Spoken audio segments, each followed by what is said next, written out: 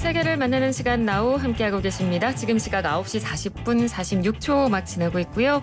이번 코너는 국제뉴스 속에 등장하는 인물을 전격해부해보는 시간이죠. 뉴스를 움직이는 인물 후 김민아 칼럼니스트와 함께합니다. 어서 오세요. 안녕하세요. 자, 오늘 알아볼 인물은 누군가요? 조슈아 웡입니다. 이 홍콩 사람들은 서양식 이름하고 동양식 이름을 다 갖고 있는데 네. 웡이지 않습니까? 그래서 웡은 이제 한자로 쓰면 황이고 이제 영문 이름이 조슈아인 거죠. 그렇군요. 그 나머지 한자 이름은 지봉이더라고요. 아, 그렇군요. 황지봉 씨. 네.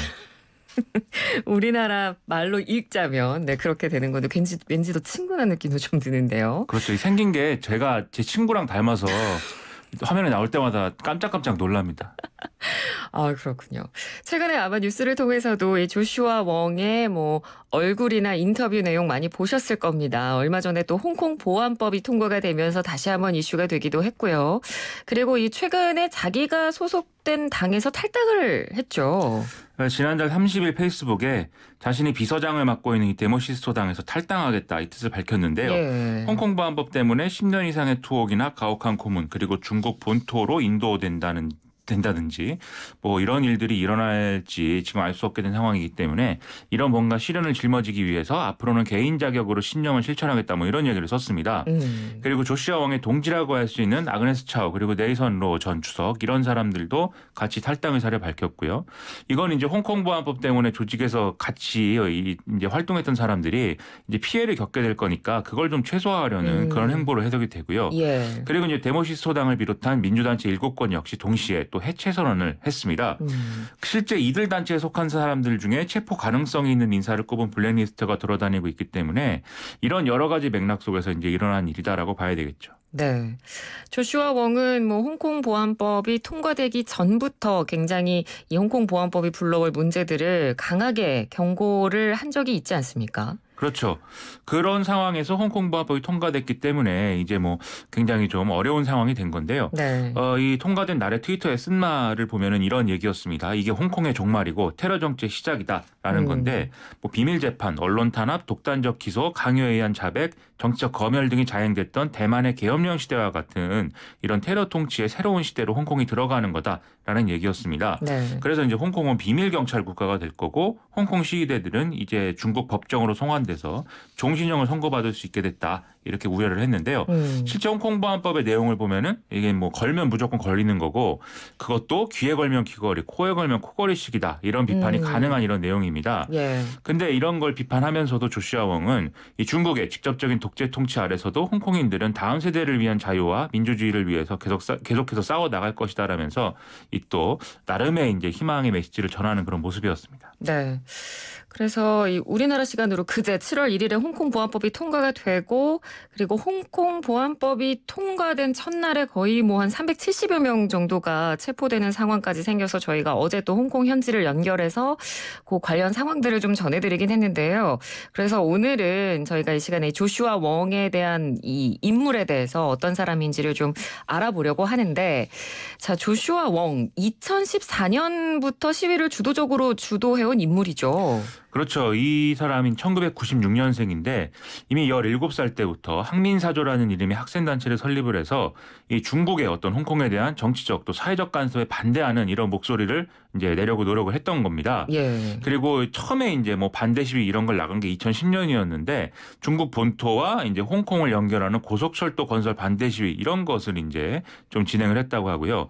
그리고 2014년에 우산혁명이 홍콩에서 일어나면서 이 시위를 이제 주도한 인물로 이제 좀 세계적인 어떤 스타로 이제 떠오른 그런 상황이 된 거죠. 네. 우산혁명이라는 거는 이제 홍콩 행정장관을 뽑는 선거에 중국 공산당이 반중 인사는 다 후보군에서 배제를 하고 친중 인사만 후보로 나설 수 있도록 하면서 이제 이게 일어난 일인데 직선제를 도입하겠다고 약속을 했으면서 무늬만 직선제를 도입한 거 아니냐 이런 점에서 이제 홍콩 사람들이 반발을 한 거였습니다. 예. 이때 시위에서 학생들이 중요한 역할을 했기 때문에 자연스럽게 이제 조슈아 웡이 이제 부상을 하게 된 건데요. 그리고 2016년 4월달에 조슈아 웡은 데모시스토 당을 설립하는 데 역할을 냈고 여기서 이제 우리나라로 따지면 사무총장하고 비슷한 직책인 비서장을 맡게 된 거였습니다. 그리고 지난해부터 시작됐던 이 범죄인 인도법 반대 시위에서도 전면에 나서서 이제 투쟁을 이끈 인물로 우리 기억에 많이 각인이 돼 있죠. 네. 그러니까 이 2016년 4월에 데모시스터당을 설립을 했잖아요. 그러면 출마를 한 적도 있나요? 지난해 9월에 우산혁명 5주년 기념 대규모 집회에서 이 11월 지방의회 선거에 무소속으로 출마하겠다 이 선언을 했었거든요. 예. 근데 홍콩 선거관리위원회가 이 홍콩의 헌법이라고 할 수 있는 기본법에 대해서 조슈아 웡이 지지하지 않고 있고 그리고 홍콩 정부에 대한 충성 의사가 없기 때문에 이런 이유를 들어서 후보 자격을 박탈한다라고 밝혔습니다. 그래서 이제 선거 출마는 무산이 됐고요. 네. 대신 이제 다 자신의 동지인 다른 사람이 이제 출마를 했는데 그런데 이 선거에서는 범민주파가 이제 압승을 거뒀죠. 그러니까 민심은 이제 조슈아 웡이 주장하는 대로 그쪽으로 기울어져 있다는 게 확인이 된 겁니다. 네. 그리고 조슈아 웡은 또 올해에 있을 홍콩 입법원 선거 출마를 모색하기도 했는데 지금 홍콩 보안법이 이렇게 통과가 됐기 때문에 아마도 여전히 어려운 상황이다라고 봐야 되겠죠. 예, 그러니까요. 그리고 뭐 체포된 적도 있었고요.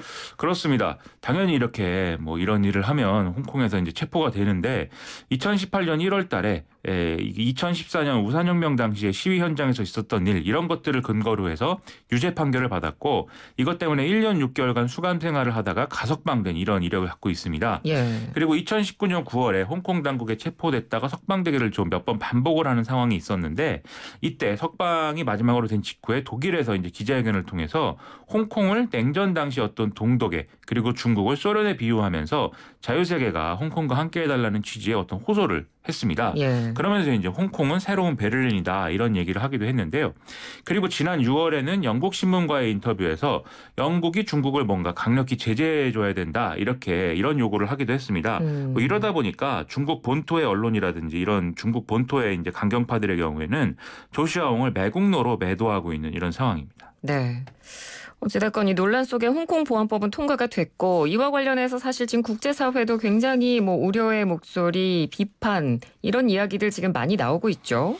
그렇습니다. 미국은 이제 구체적인 조치도 지금 뭐 강행하고 있는 상황인데요. 예. 원래 이제 그 홍콩에 대해서는 어떤 홍콩의 자치권이나 이런 것들이 보장돼 있기 때문에 그동안 미국이 여러모로 무역이나 금융 이런 부분에서 이제 특별 조치를 적용을 해왔습니다.